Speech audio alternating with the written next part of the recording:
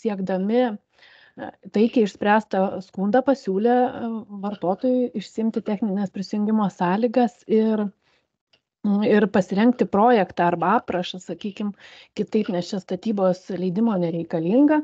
Ir tada būtų jie panaikinę tą mokestį, ten 320 kažkeli eurai. Ir mūsų toks, mes taip pat teikdami atsakymą gyventojams rėmėmės Vilniaus vandenų pasiūlymų ir paprašėme jo priimti tokias Vilniaus vandenų sąlygas. Ir gyventojai netiko mūsų atsakymas, tai jis dar kartelį teikia skundą ir mes jį irgi esam atsakę. Vilniaus vandenys sutiko, patikslino savo poziciją ir nebeprašo prisijungimo sąlygų, nebeprašo projekto ir tiesiog yra paskaičiuotas pagal teisės aktus mokestis dėl savavališko prisijungimo ir užplombuotas ten tas skaitiklis, jau gyventojas vandenį toliau naudojasi, jam paslauga nebuvo nutraukta ir atsakyta buvo gyventojai, daugiau skundų mes nebegavom. Bet žiūrėkit, reikalingas leidimas, jeigu ant to pačio vamzdžio pastatai tą patį skaitiklį? Jisai perkelė jį iš buto į laiptinę, ten į techninę patalpą, techninį koridorių, kaip čia. Bet jam priklausanti? Tai ne, Vilniaus vandenim priklausanti. Techninis koridorius? Ne, skaitiklis Vilniaus vandenim priklausanti. Taip, bet ta patalpa priklauso kam, kur jisai perkelė? Taip, ten bendro naudojimo ir yra jo vamzdis. Jisai perkelė ant savo vamzdžio, ne į bendro naudojimo, bet į kitą vietą. Tai bet dar vienas variantas, jeigu aš gerai prisimenu, skaičiau, tai jis sako, kad jam tas parodymus fiksavo prieš nuimant. Taip, tai iš tikrųjų yra ten pridėtas, prie jo skundo buvo pridėtas tas pokalbis su bendrovės atstovė ir dar kartelį ir šiandien dabar dar perklausiau, tai iš tikrųjų tai jis norėjo remontuoti ir jo perklausė bendrovės atstovė nuplombuoti ir nuimti. Jisai patikslino taip. Jinai sako jam, prieš tai padarykite nuotrauką, kad matytųsi numerį rodmenų, kad matytųsi plombą. O dėl užplombavimo kai gražinsit į vietą, jinai taip pažymėjo, kai gražinsit į vietą, paskambinkit, informuokit. Tai jisai gražino ne į vietą. Ne, čia galima ginčytis, nebūkime tokie formalistai, nes galima ginčytis. Tas pats vamzdis.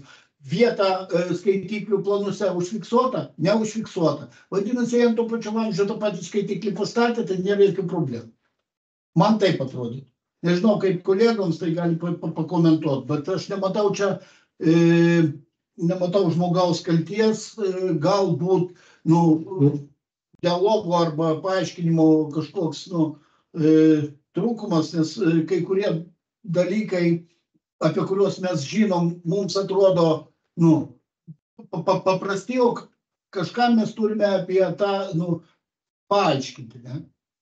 Kitas nesupranta, kas yra mums natūralu, nes mes daugiau žinom. Tai va, ta operatoriai irgi turbūt daugiau žinojo, negu tas žmogus. Ir jam papunkčių nebuvo iki galo išaiškinta. Jeigu būtų užfiksuota, kad iš tikrųjų jisai prisuko to vandens, nežinia kiek ten, bet jeigu yra dar išeitis, kad nereikia tos statybos leidimo ar prisijungimo sąlygų, tai dar kitaip viskas atrodo ir manau, kad žmogų reikia palikti ramybę, išaiškinus jam, kad galbūt tokie dalykai nepageidaujami arba kažkaip kitaip kontroliuojami. Dabar dar tą skundą nagrinėja ir vartotojų teisės. Tai jie ten dar, nežinau, nepriėmė sprendimo, bet kol kas dar nagrinėja. Visada reikia žmogaus pusę palaikyti. Žinoma, palaikom, nebaudžiam. Tam ir dirbam, ir vadinatės valstybės tarnautojais. Žinokit, palaikom nebaudžiami pagal administracinės nusižengimus kodeksą. Jeigu yra nebuvo nusižengimas, rimtas nusižengimas, ne ant 300 vandens privogė, tai kitas dalykas. Bet jeigu perkelė skaitiklį, bet atsiskaitęs už visas paslaugas, tai kam jį bausta? Bendriausia prasme, aš sutikčiau su pirmininku. Kodėl? Todėl, kad aišku, teisės aktai turi galioti ir reikia laikytis, bet kiekvieną kartą, ypač jeigu tai yra smulku, kažkaip turim kelti savo klausimą, ar buvo padaryta žala kažkokia. Ar viešojam gėriui, ar kažkokiam konkrečiam subjektui žala. Jeigu to žalos nėra ir visa žala yra, kad pažeistas formalus reikalavimas, tai jeigu tik yra galimybė pažiūrėti lankščiai, geriau yra žiūrėti lankščiai. Aišku, kad sistemingai tas veda prie siautėjimo, bet, ar mes turim prielaidas pačioje mūsų visuomenės kultūrai siautėjimui? Mano kartoj turbūt 90% žmonių patys nepersikeltų fiziškai to skaitiklio, nes nemoka. Tai.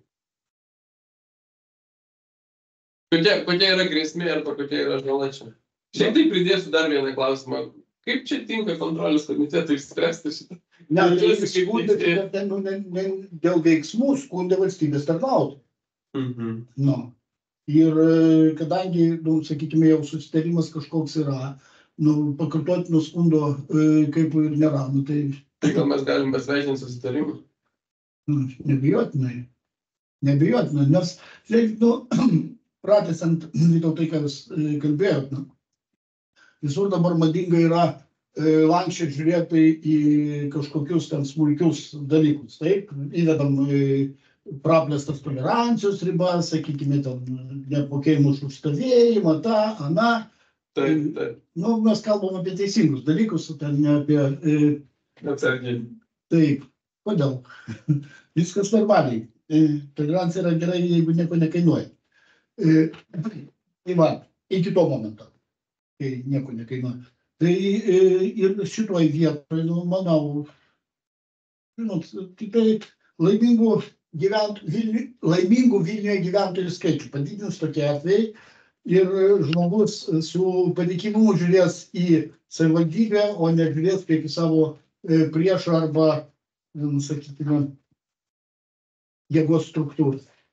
Bet aš tik noriu pažymėti, kad ne savivaldybė čia išrašė tą mokėjimą. Čia ne mes nubaudėm, o Vilniaus... Jūs, kur jūs turėjote sutvarkyti.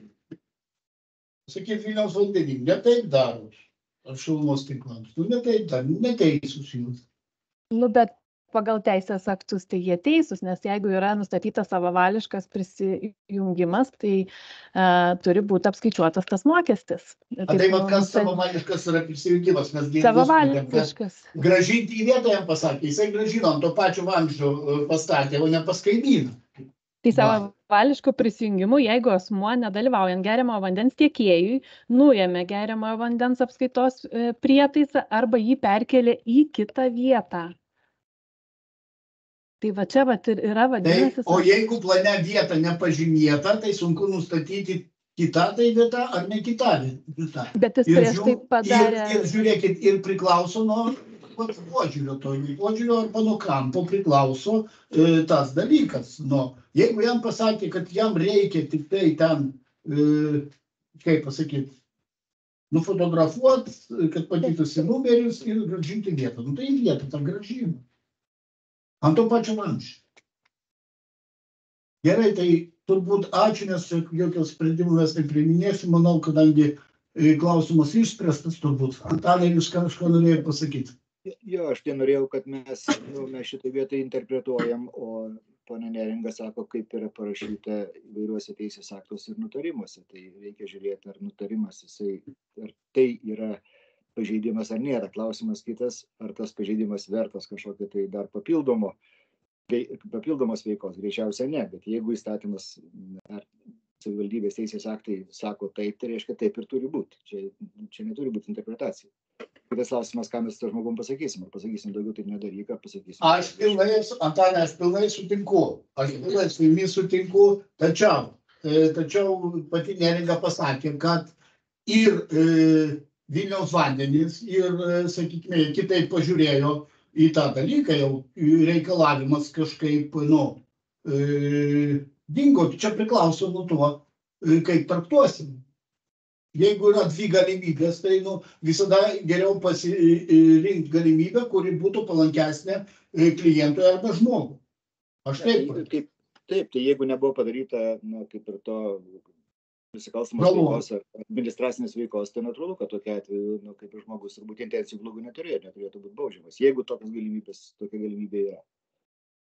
Sutinku, žinoma. Tai, gerbiami kolegos, ačiū visiems už dalyvavimą, ačiū Neringai. Ačiū labai. Mes čia padirbėjom 3 valandas, 15 minučių. Rekordas.